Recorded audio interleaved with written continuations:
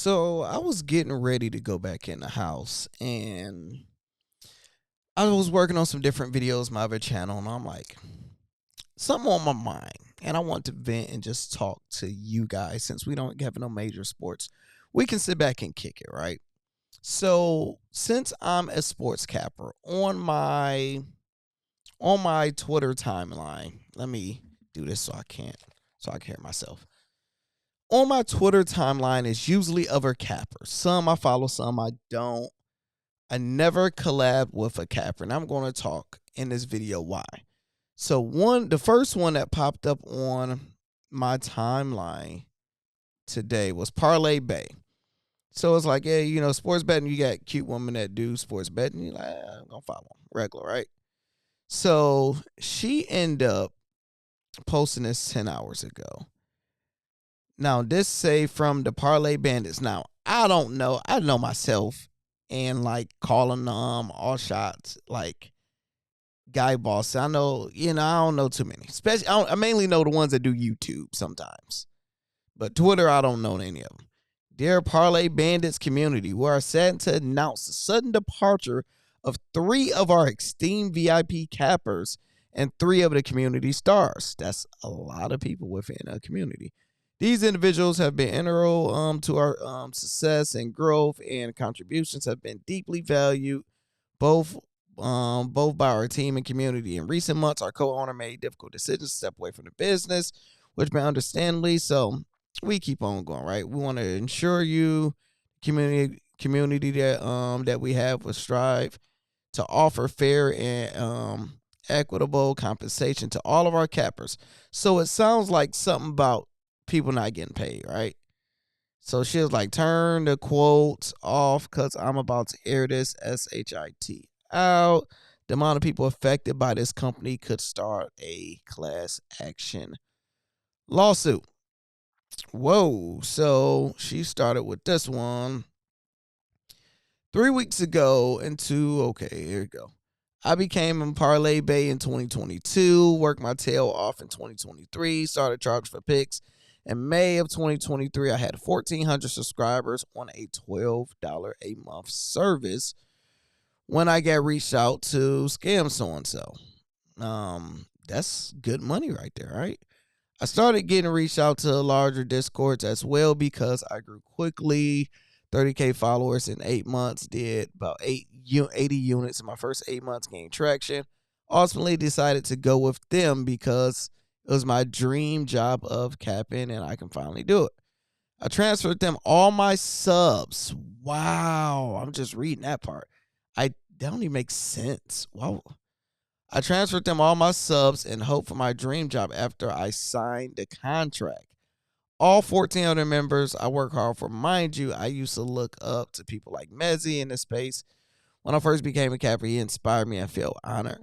3 weeks into 3 weeks into my contract, I get a call stating that my contract was voided due to not a good fit. I couldn't even log into the Discord anymore. I won numerous bets while I was with them. I even quit my job because I thought I would be okay. I lost all my subs and everything. I mean, everything that I worked for, they walked away with all of it. You see what I said. So, first reacting to that, I'm confused because I live in a whole different world. If you have 1,400 members charging $12 a month, off the top of my head, $10 off 1,200 is 12,000, right? Oh no, Spider. Get your ass. Like, tell me if I'm wrong because I ain't the smartest man in the world.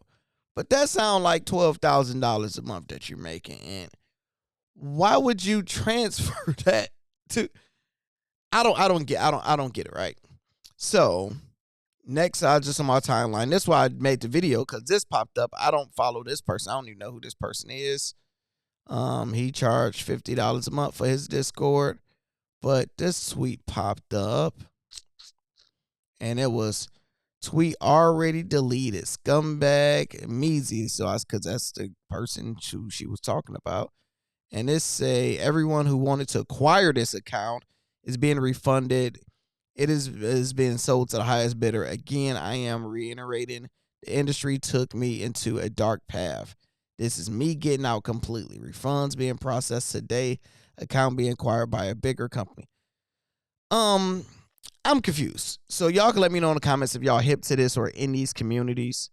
But I'm going to give y'all my honest thoughts, right? Because I'm not in this community.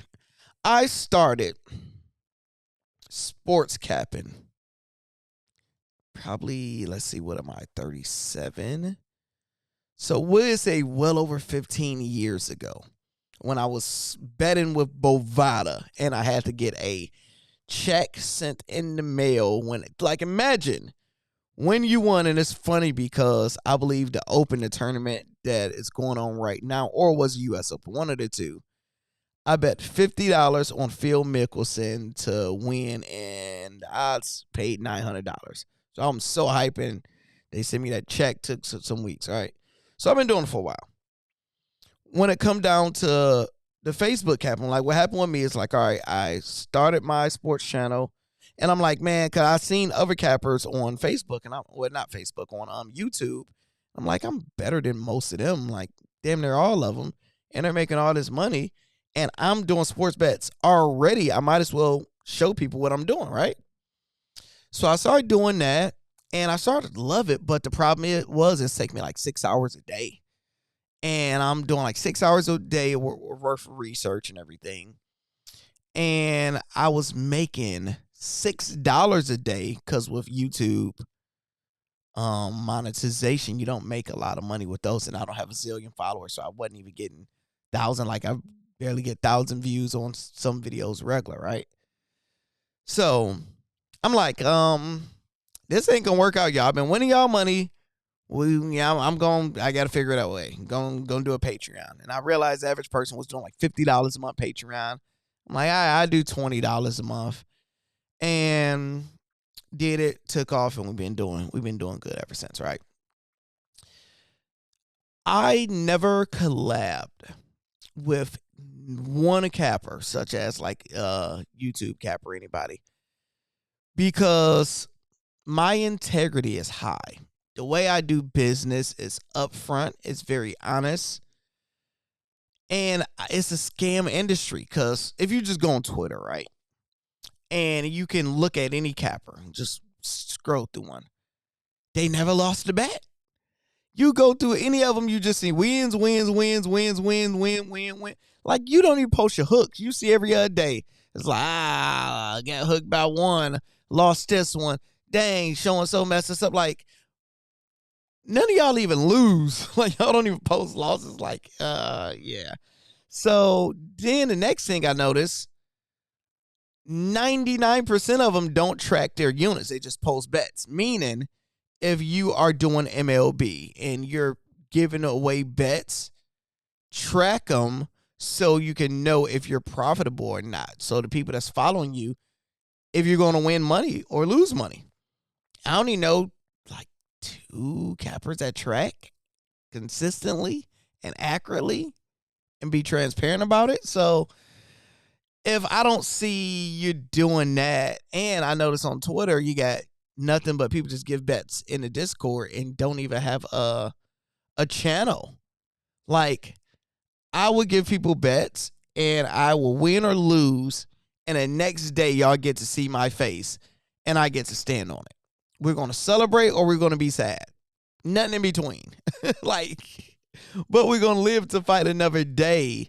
So if you can't put your face behind it consistently, then I don't have a lot of respect for you. So it's like, this industry is a big scam industry because it's like, it's such a growing, sports betting is growing and everybody is pushing it. You know, you can turn to a sports game. Hey, sign up a FanDuel. You turn on a YouTube video.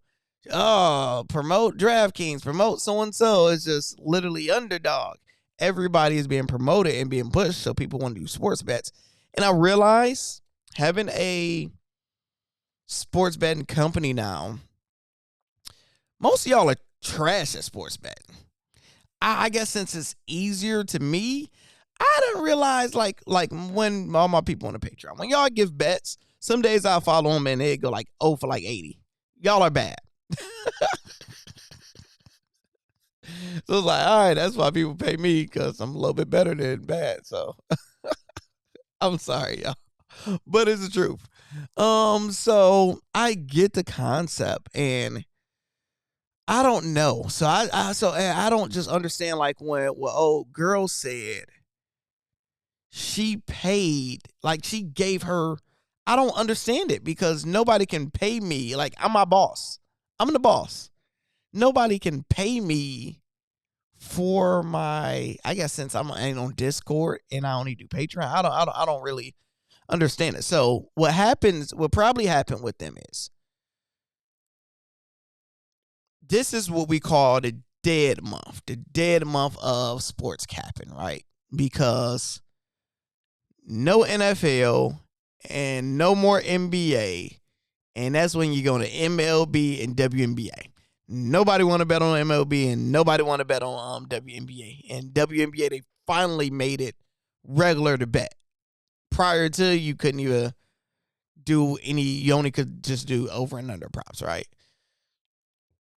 So what happens is, if you are, let's say how she was making, let's say if she's making, we just say $10,000 a month. So just say that for conversational purposes, right? She's making $10 a month. Well, $10,000 a month.